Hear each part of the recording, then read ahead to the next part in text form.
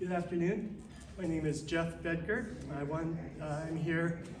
April is National Poetry Month. I wanted to thank the Bonita Museum and Cultural Center for giving me this space and time today to share my poetry with you. The theme of today's presentation is inspiration of poetry. That is, where do the ideas for poems come from? It can be many things, past life events, an attempt to express an idea or concept, or even the simple playing with words that rhyme. I want to start today with a fun poem. One afternoon, I was at home and looking around my house, and I asked myself some questions. The name of this poem is Thoughts I Ponder. My watches. I own 3 brands of watches, but they all tell the same time. At my age, why does a watch need a second hand? If the date wheel is going to be wrong every other month, why bother? I feel guilty paying extra for a moon phase dial when I can just look up at the sky. My house. In my house, the living room is the only place I don't live. With my children gone, should my family room be called the me, myself, and I room? Sometimes I use my secondary bathroom just to feel like I'm on vacation. If I had a 4 or 5 car garage, would it still be filled to the brim? My kitchen. Am I a bad cook if I never use my garlic press? I purchased a new set of measuring spoons. When will I ever use 1/8 of a teaspoon? How nice it would be if flour, sugar, and salt were all different colors. I hate to admit it, but I love the bottom left burner of my stove more than the others.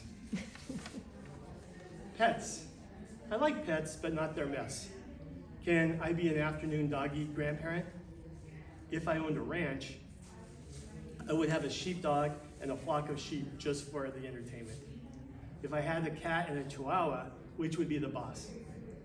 If the same small lizard hangs out on my back porch every afternoon, is it officially a pet? Old age. I pick up the phone to call an old friend, but I could not remember their name or number. When all your favorite rock singers have gray hair, you know that you have crossed that line. Smoothies, veggie juice, microbrews, and kombucha.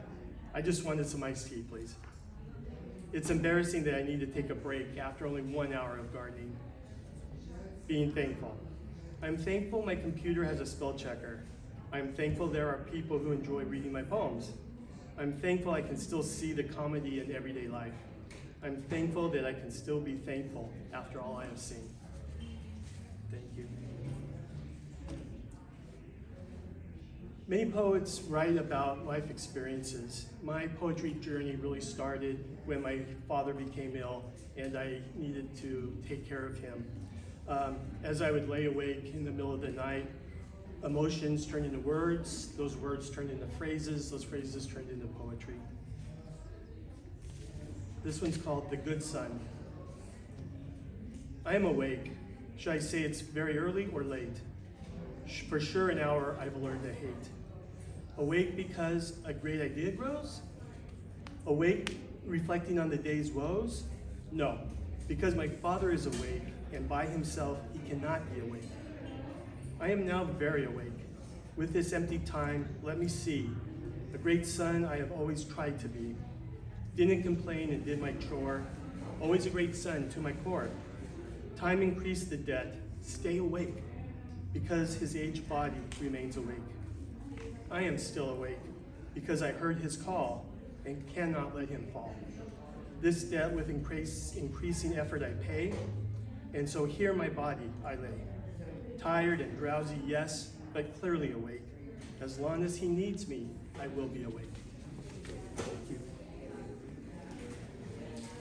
For me, another important source of inspiration for my poems have been the paintings of my friends. In the world of poetry, when a poem is inspired by other art, it's called ekphrastic. In this case, the painting to the far right of me here, I saw a video of a young ballerina dancing, and she was so joyful and so effortlessly in her dancing that I asked a friend of mine, Montserrat Montes Esquivel, to paint this for me. And it turned out so beautiful that it inspired a poem called The Dancer. Starting young, she prepared her body for the long, difficult journey. Ligaments are stretched, muscles are strengthened, jumping and kicking, spinning and pointing. Gradually, she was taught to be a dancer, each new technique increasingly harder. Perfect posture, timing, and position, all performed with a graceful motion, arabesque and chassé, passé and plié. Let us speak of perseverance and dedication, the kind beyond most imagination. Only the dream of creating glorious beauty pushes her through pain and injury, toes and ankles, flesh and bone. In return, her movement gained meaning, her body, mind, and soul collectively working to convey the deepest emotions, from joy to strife. All the classic roles she brings to life, Giselle and Clara, Odette and Juliet. Effortless jump and endless spins, central to her art, she performs while capturing the audience's heart. As a final proclamation amidst the wave of applause, with an elegant extension of her arm, she proudly declares, "Here I am, all of me, prima ballerina." Thank you. Another, let's see.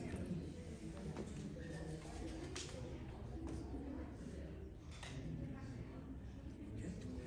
Similarly, I asked another friend of mine, Lorena Sierra, to paint a painting that would capture the importance that baseball had to my father, myself, and my son. And she came up with this great one. I was expecting her just to paint a father and son playing catch, but she came up with this vision, which I just love. The name of this poem is called My Favorite Memory. Only with time can we look back, each journey's step, thus we track. What was my reward when all is done for being a father to my son? Precious moments in my memory stay, graduations, hugs, and each birthday.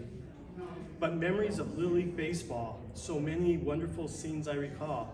My little man in uniform dressed, looking so mature and handsome, impressed, as if he were from an era past. Confident and poised, pitched the ball fast. Memories of his catches diving and a home run, game winning.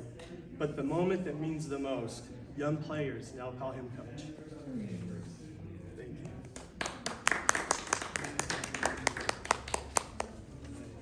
Another form of poetry is called acrostic. And that's when you take a word and you write the word down a column, and then you use the letters of that word to be the first letter of a word for that sentence. So in this case, this watercolor is of San Miguel de Allende in Mexico, and it was painted by a friend, Alejandro Palomares. And so you can see I wrote the word San Miguel down here and then used those letters as the first for the sentence. So familiar, but not yet been. A colonial town so far away. No beckons me from within, my heart anxious to go someday. I dream the church and cobble streets, galleries of wonderful art galore, unique courtyards and places to eat, exciting my desire even more. Last, an invitation I hear, visítame. Thank you.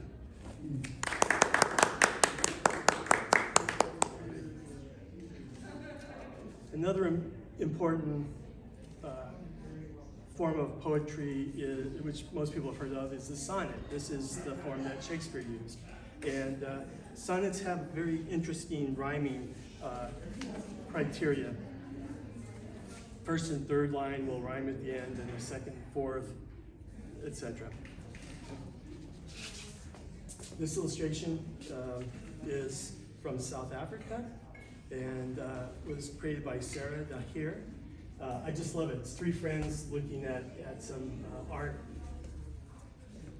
It's called In Praise of Painters.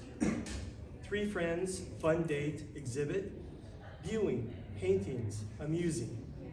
different reactions to it, critiqued, confused, praising. Painters create magic, steady hand, keen eye, display, abstract, modern, classic. Lessons, ideas, convey. By oneself or group view, something to feel and see, transports your mind anew, places you want to be. Thankful to the painter, making life much greater. Thank you.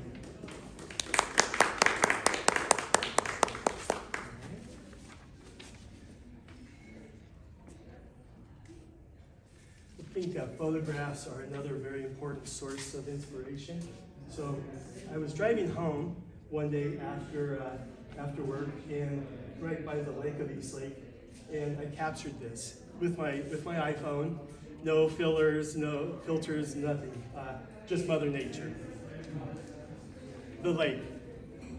Driving home in a hurry, busy day at work, one more phone call to make. Same road as every day, almost missed it, the sunset of a lifetime. I started to drive past, but something made me turn around. Don't be stupid, seize this chance. Parking quickly, I jumped out of my car, ran to a spot void of trees, and with my phone, a glimpse of heaven I captured. How lucky I stopped that day. Hundreds of evenings have since passed, but never again such glory seen. Thank you.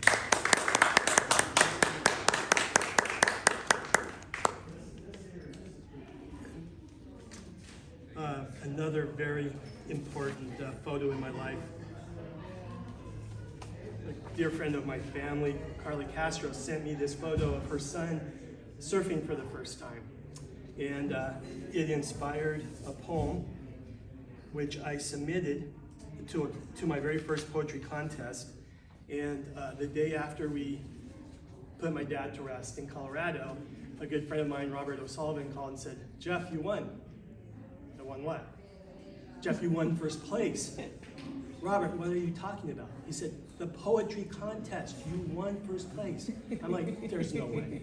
And sometimes you just have to believe in divine intervention because, it was nice. My family needed a happy after my father passing away, and that really encouraged me to continue. And as I've talked to other artists and poets and whatnot, one thing I always ask is, what was that one thing that happened to you that encouraged you to continue? And everybody can point to one thing, whether it was, oh my gosh, when I sold my first painting, I felt so good. Or I had a teacher who, of all the papers that got turned in college, he read mine.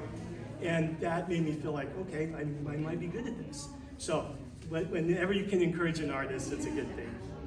So this poem is called Just for Him. The sky could be less blue, the waves less powerful, the land less majestic, but their splendor exists just for him. The marine world, surrounded by beaches, unlike the worlds he already knows. His sky, its wind, clouds, and rainbows. His land, its rocks, trees, and animals. An excited but scared 3-year-old boy, his initial voyage on the deep water.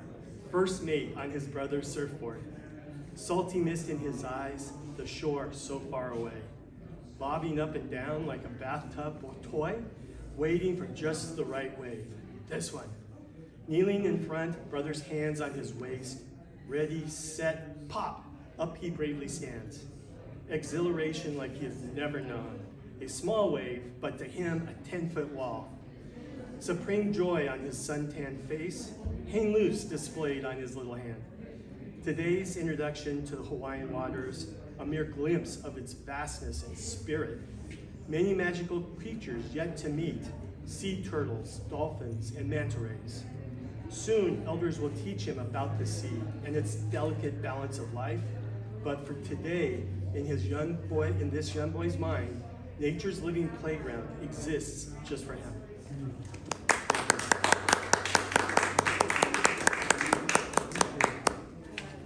Sometimes I'm just inspired by my friend. I have a friend, Jenny Dempsey, who takes discarded, broken furniture, fixes it, restains it, and makes it new again.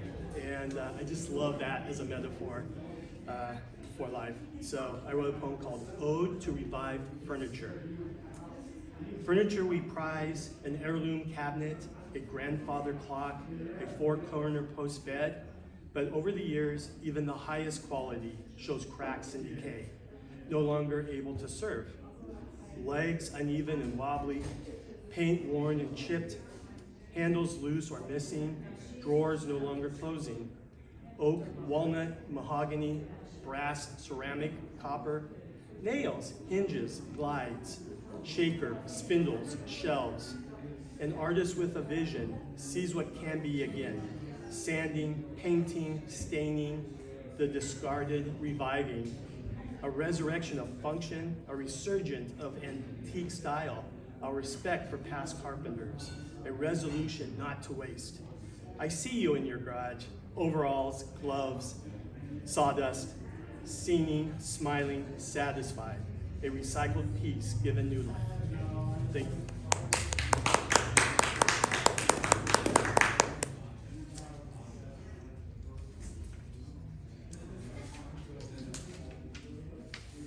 There's a great group of people in Chula Vista called Art Through the Glass, and what they have done is in the Chula Vista Mall, when a store is empty, they've asked the owners if they can put their art in that storefront window, which is great because it gives an opportunity for artists to display their art and for people who visit the mall to view the art. The theme of their last exhibit was called Unity in Times of Uncertainty. And I felt that, there's a lot of changes going on in the world all over, and that really inspired me, so I wrote this poem. Unity in Times of Uncertainty. If only the looking glass could show the future as well as the past, humanity would face no fear, no stress, no doubt, no uncertainty. We long for calm and security, but that has never been our fate. A survival strategy we must employ. Wisely, we choose to cling together in our darkest hour. Eons of evolution we thank, intuitively gathering in community, a sharing of heavy burdens, a sharing of history with those of similar identity. When the winds of change blow, we find comfort and strength in harmony. The many become one, a unity of purpose and resolve. We were never meant to be alone. Like migratory birds flying in formation, each cutting the wind for the next. In times of threat, we share our destiny. Together, we avoid the devil's snare, our life's journey shielded from despair. Thank you. And last, just thinking about the art in my house as I walk around, I realize it has become my own little museum. This painting's called I Collect Paintings. I collect paintings painted by my painter friends.